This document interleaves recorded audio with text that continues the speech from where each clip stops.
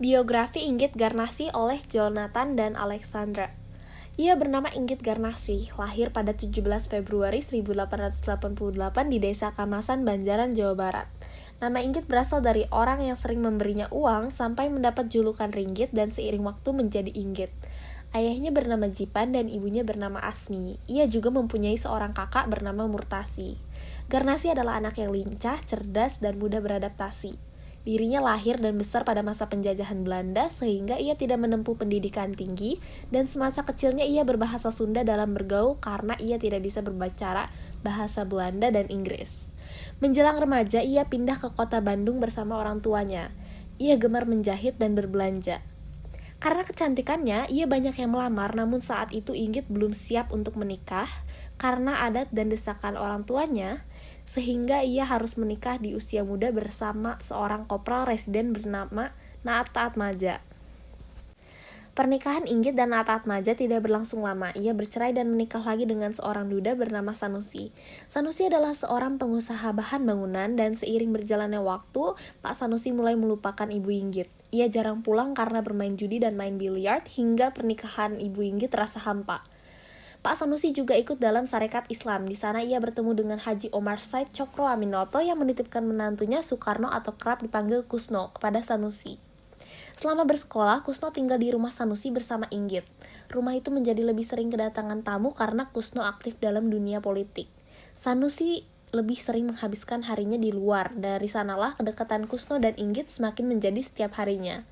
Sanusi menyadari apa yang terjadi di antara keduanya. Akhirnya ia memutuskan untuk bercerai dengan Inggit dan menitipkannya kepada Kusno. Kusno pun menceraikan istri pertamanya yaitu Utari. Pada akhirnya tahun 1923, Ibu Inggit dan Kusno menikah. Pak Sanusi dengan tulus merelakan serta membuat Kusno dan Inggit terharu.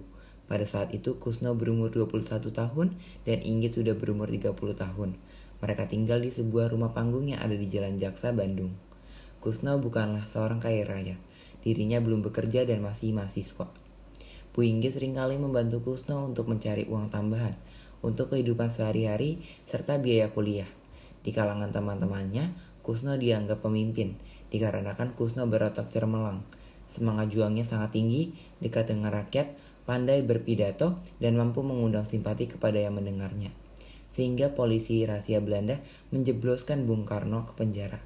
Bung Karno dijebloskan ke penjara karena dianggap menghasut rakyat agar melawan pemerintah Belanda. Bung Karno dan para pejuang lainnya bermaksud membebaskan rakyat dari tekanan penjajah itu agar rakyat hidup sejahtera. Maksud baik ini dipahami benar oleh Ibu Inggit. Karena itu Ibu Inggit mendorong Bung Karno agar terus berjuang mencapai cita-citanya. Kemanapun Bung Karno pergi, Bu Inggit selalu setia mendampinginya. Pada tahun 1929, Bung Karno diundang menghadiri pertemuan di Solo. Bung Karno pun dalam pertemuan ini menyuarakan gagasannya agar pemuda kita menyiapkan diri dari serangan Belanda. Selesai rapat, Bung Karno dan Ibu Inggit menginap di Yogyakarta di rumah Duyudi. Menjelang subuh, kamarnya digedor oleh polisi rahasia Belanda. Mereka menangkap Bung Karno dan temannya. Dengan tabah, Bu Inggit kembali ke Bandung bersama seorang supir. Ia berusaha terus-menerus untuk mencari tahu keberadaan Bung Karno. Dengan gesit, ia menghubungi teman-teman Bung Karno yang tidak ditahan. Ibu Inggit tidak putus asa. Ia menemukan jalan terang. Ia berpuasa dan terus berdoa agar Tuhan meneranginya dan mengabulkan permohonan Ibu Inggit. Pada suatu sore, seorang lelaki menjumpai Bu Inggit dan mengabarkan bahwa Bung Karno dipenjara di penjara Bancai. Meski sedih, Ibu Inggit adalah seseorang yang kuat dan tidak cepat putus asa. Ibu Inggit memiliki anak angkat bernama Ratna Juami. Gadis ini adalah anak dari kakak Ibu Inggit yang bernama Murtasi. Ibu Inggit diizinkan menjenguk Bung Karno seminggu 2 kali. Setelah dipenjara di Bancai kurang lebih 8 bulan, Bung Karno diadili bersama ketiga temannya. Bung Karno dan kawan-kawannya dipindahkan dari penjara Bancai ke penjara Sukamiskin. Selama di penjara, Bung Karno banyak mengetahui keadaan dunia luar dari kode-kode yang ia sudah sepakati dengan Ibu Inggit. Akhirnya Bung Karno pun dibebaskan dari penjara Sukamiskin pada tanggal 29 Desember 1931.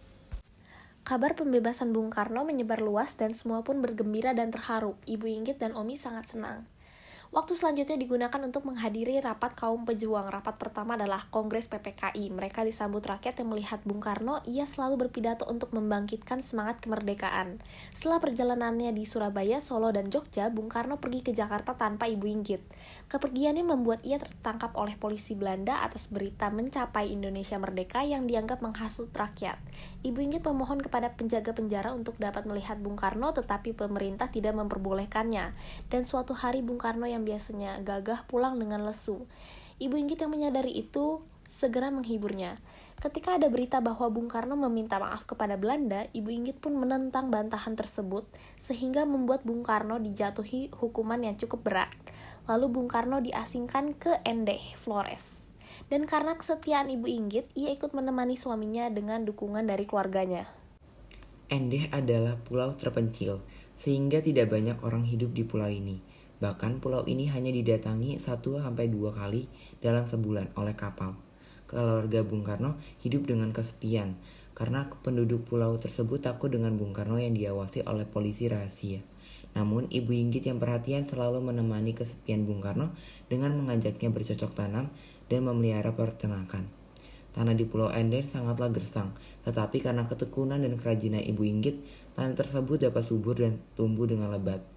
Bu Inggit yang baik sering membagikan hasil perkebunan yang ia tanam kepada penduduk di pulau tersebut, sehingga penduduk pulau tersebut mulai senang dan dekat dengan keluarga Bung Karno. Ibu Inggit kerap kali membelikan pakaian rapi yang dimilikinya kepada penduduk di sana.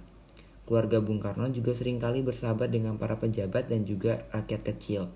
Pada saat itu, Pulau Endeh sedang dilanda oleh wabah malaria. Namun di sana belum ditemukan pengobatannya. Bung Karno terpapar virus malaria dan temannya yang bernama Husni Tamrin mengirim surat kepada pemerintah Belanda agar Bung Karno dipindahkan ke kota yang lebih layak. Bu Inggit yang mendengar kabar tersebut sangat lega karena surat tersebut mendapat persetujuan dan Bung Karno dipindahkan ke Bengkulu. Di Bengkulu, Bung Karno mendirikan masjid dengan bantuan Bu Inggit. Ia juga bersahabat dengan Pak Hasanuddin yang mendirikan sebuah sekolah agama di sana.